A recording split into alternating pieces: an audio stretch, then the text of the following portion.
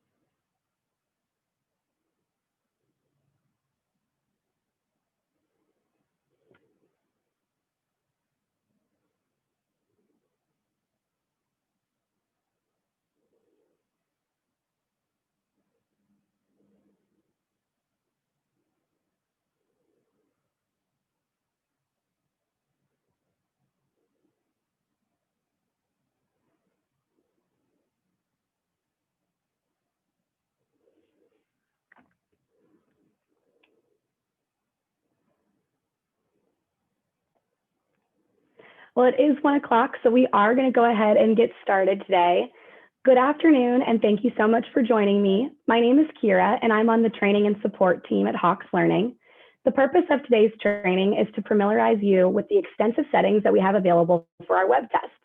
As a reminder, web tests are an assignment builder tool that can be used to create tests, quizzes, final exams, additional assignments, diagnostic tests, and much more. I want to start today by navigating to an example web test that was already created. And please keep in mind during the training today that these settings will only apply and be applicable when a web test is assigned to our online platform. So we are here now within our Hawks Teach account gradebook, and I'm going to navigate to assignments and then web tests. In this location, we will find any web tests that have already been created for you. So for any of these tests here on my list, I'm going to go ahead and select one. And over on the right-hand side of the screen, I'm giving a list of settings. I'm going to walk through these settings today one by one. When you first create a test, you'll first be prompted to complete the general settings. General settings are the most important setting for your web test. Once we click into here, this screen is going to pop up to prompt me to first put in those settings. These settings include a start and an end date. Putting in the start and end date, as well as a start and end time, that's going to be the boundaries of which the students can go in and take the test. You also can password protect your test, which we do recommend doing for security measures. And you also can set the test length. If you'd like no time limit, that's an option for you as well. The number of attempts you'd like a student to be able to have on a web test, as well as the option to give them unlimited attempts.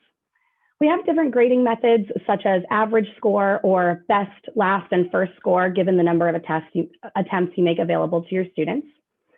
If you want this test to be counted as a grade, you want to make sure that you record it in the grade book. And once that box is checked, it is going to populate the assignment group category. And these assignment groups are going to be the ones that you had previously set up and assigned weight percentages to. It is important to place web tests into the appropriate categories so that they're calculated correctly in the student's grade. We also do have the option to make any test bonus for students. If you'd like to, you can just simply check that off. And then finally, you want to designate if this test is going to be visible to your students or not. Even if a test is visible to your students, if the test they go into outside of the start and end date and time, they won't be able to open and go into the test. But if it is visible, they will see it on their student to-do list. If for whatever reason you don't want them to see that on their to-do list just yet, perhaps you haven't notified the students that there will be an upcoming web test, you can always leave that box unchecked and come back into the general settings at a later date to make any changes or to make the test visible to students. Exiting out of our general settings, you can also navigate to any settings from within this drop-down menu. The second option is student settings by test. So this is where you can set student-specific settings for any web test.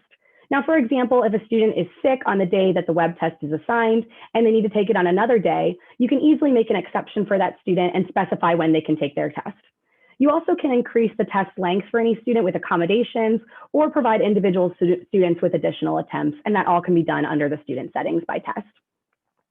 We additionally have prerequisites as an option. This is where you can go in and make any lesson or web test a prerequisite for any web test that you create. You can even set a minimum pass rate for any web test that you designate as a prerequisite. This ensures that students are working through all of the required course material and are mastering the content on a per topic level, so they're adequately prepared for any upcoming tests or assessments. Following below is our additional settings. There are quite a few additional settings that you can use to customize your web tests. For example, you can choose when you want grades to be released to students. Some of these options include immediately after they complete their test, or perhaps you want it to be after the start and end date of that designated web test so that every student has completed the test before grades are released. Perhaps you'd want it to be after a designated date that you can then set in the calendar that follows. Or if you'd like to go in at a later date at your own pace and manually release grades to your students, you also have the option to do that as well. In addition, you can decide when you want students to be able to review their test. Maybe after they're completing it, they're always able to review their test, or for whatever reason, you can make changes to that as well. So it's only immediately after they take the test, after the start and end date of the test, or perhaps never, or after a designated date that you decide would be appropriate for them to go back and review their test. We also have an option to give credit for unsimplified answers. So for example, you can give partial or full credit for any unsimplified answer. And for example, if you wanted to give a 50% credit for, let's say a student had the correct answer was 1/2, but they entered in the answer 4/8, and you still want to give partial credit for that, you could enter in the percentage that you'd like to give them for that unsimplified answer. We are very proud to be partnered with our technology partner, Respondus Lockdown Browser. You can enable this Respondus Lockdown Browser requirement for any of our web tests to further secure the testing environment, such that no other applications or websites can be accessed while your student is testing. This also restricts students from the ability to capture, print, or right-click from their mouse. We recommend that you download directions with your students time so they can download the program to their computer in advance. If your students are testing in a lab, your school IT department can also install that lab version of the software for you on those computers. Additionally, you can also make web tests pass-fail. If you designate this, you can say the minimum grade that would need to be required for students to pass that given web test and decide if you'd like to keep the score that was met after that minimum grade was met. Finally, you also can make any web test a diagnostic test. This is a great option if you're interested in creating pre-tests for your students. This allows you to denote a particular proficiency level. And as you can see when I click this box right here, that proficiency is automatically 80%, but this can be adjusted. For any lesson on the test where a student receives a score at or above this proficiency level, the student is automatically given credit for having certified in that lesson. So it will identify for students the topics they already know, give them credit for those topics, and then allow them to spend more time focusing on those topics where they might have some other deficiencies. This option seamlessly creates a customized learning path so that each student has the opportunity to accelerate faster through the course content depending on their foundational understanding of the material. The last setting that I'll point out today is this Manage IP template. In addition to the practice protection and the Respondus Lockdown Browser, you can further provide testing security by utilizing the IP address restriction setting. Here, you can enter an IP address range for a set of computers, such as in a lab, so students can only access that web test from that computer. So for instance, a testing site or a lab on campus. We also have additional options under Manage for any web tests. I'm just going to navigate back to that full complete list of tests by clicking the black arrow over here.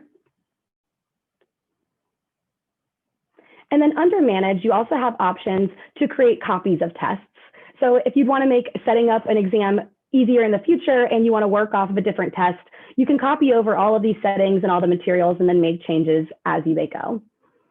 Once you do have a test created and you're ready to assign it to a section, you can do so by selecting this Assign category over here.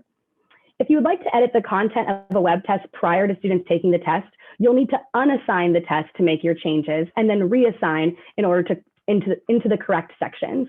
If you unassign a web test after the students have already taken a test, you will lose the ability to review their student attests. Please contact us directly if you would like to discuss individualized options for editing a web test content once the students or any students have already begun taking that test and submitting answers and having test reviews available to them. So for the Assign category right here, you're just going to go ahead and click and then Assign, and then you would see any applicable sections that you could go ahead and select and then assign to. And then again, if no students have started taking the test yet and you'd like to make changes, you can always unassign it for that section, and please contact us if it's already assigned and you want to make any changes. I do hope this overview will allow you to more seamlessly create and assign your own web tests.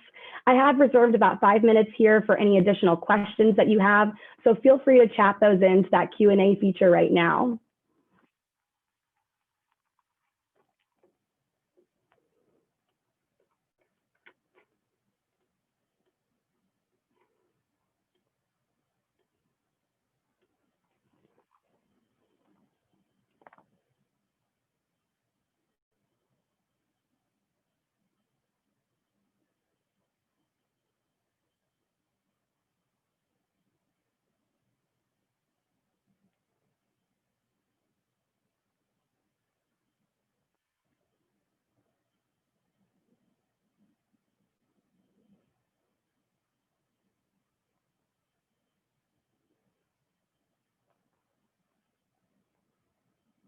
I just got a question to the set of directions for students to download the Respondus Monitor program.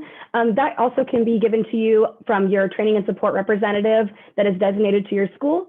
So for that instructor that just sent that out, I've got your name recorded, and I'll be sure to email you a set of those directions after the webinar completes today.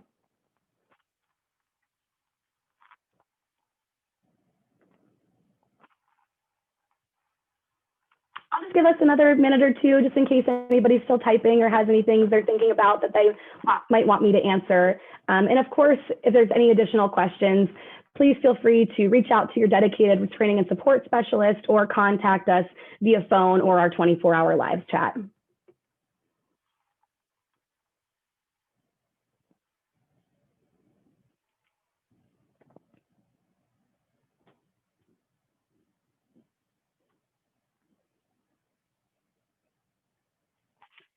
I just got a question to show the general settings again, and I'd be happy to. So if we go back to settings over here, the general settings can be found for any web test that you select over here. So you have to select one at a time, and then the settings will populate over on the right-hand side of the screen. And for the general settings, you would click into the general settings.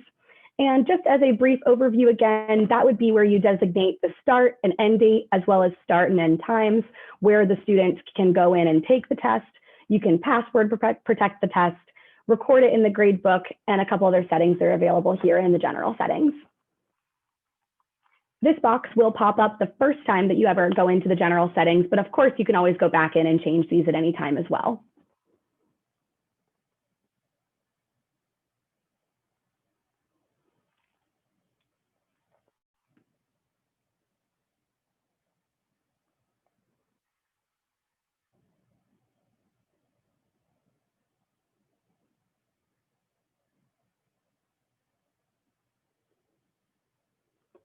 I just got a question asking what visible to student means.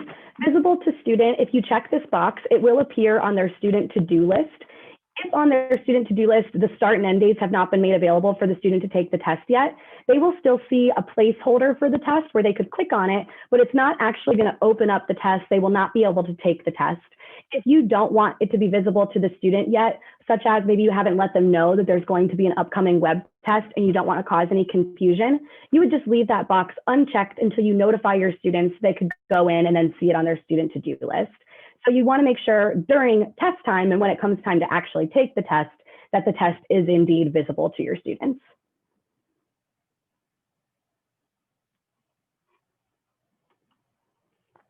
And then I'm just getting a question to go back and take another quick look at the additional settings. So I will go back in over here, and a pop down right there is additional settings. And just as a brief overview to what we covered earlier, under this tab, you can designate when you want the web test grades to be released to students, as well as when you want the students to be able to review their test. You can give credit for any unsimplified answers. And then additionally, we also partner with Respondus Monitor, where you can actually provide additional testing security. Tests can be pass-fail at a designated proficiency level, as well as include diagnostic testing, where students would be given credit for any corresponding lessons that they hit a certain proficiency level for.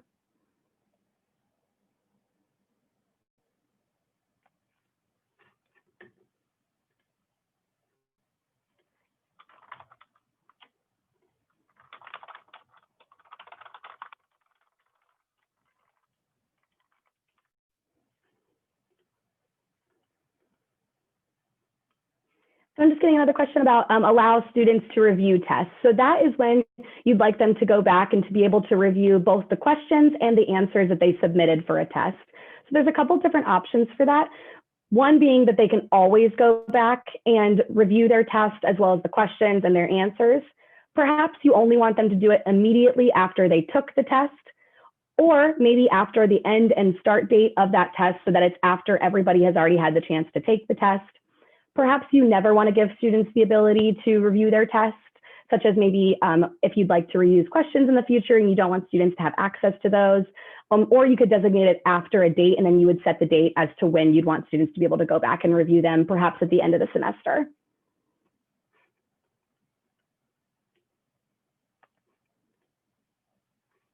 And I just got a question about Lockdown Browser and Chromebooks. Unfortunately, Respondus Lockdown Browser is not compatible with Chromebooks.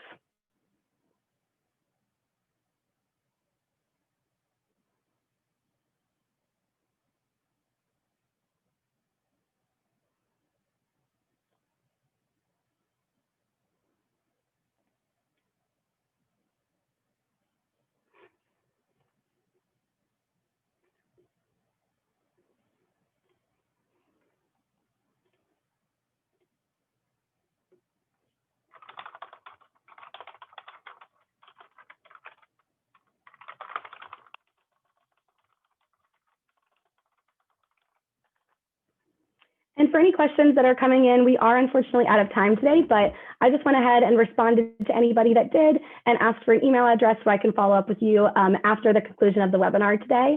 But again, if there is anything we can assist with, please feel free, reach out to your designated training and support specialist, contact us via phone, via our website, 24-hour live chat, and good luck with the rest of the semester. I hope everybody has a great rest of the day. Thank you.